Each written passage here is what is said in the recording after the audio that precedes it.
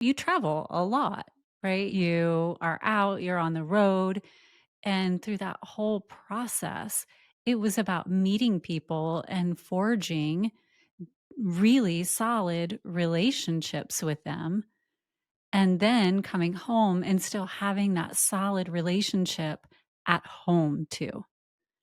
How do you do that?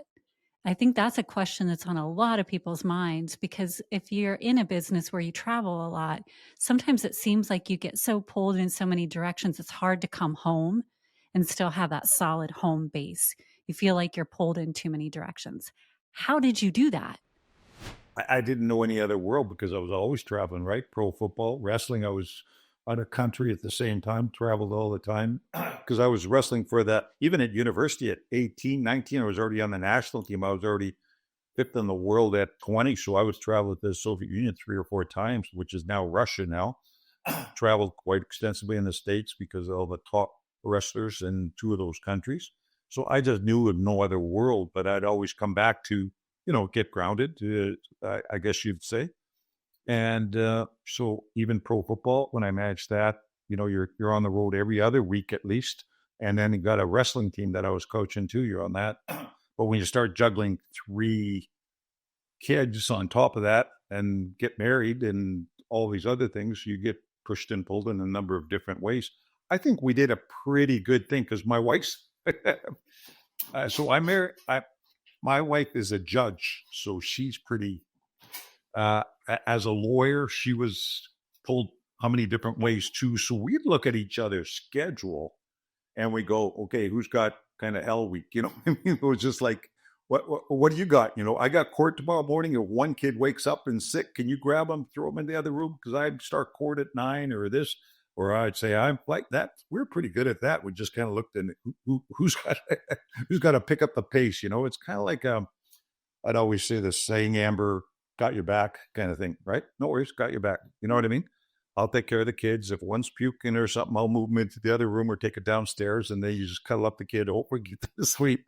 And I've had a great partner with that for 40 years. And now as a judge, like it just happened where she had court all week out of town in a rural court with a murder. And she was the judge presiding. And so I jumped on a flight and grabbed the vehicles because she's in court. She doesn't want to sit around obviously all day.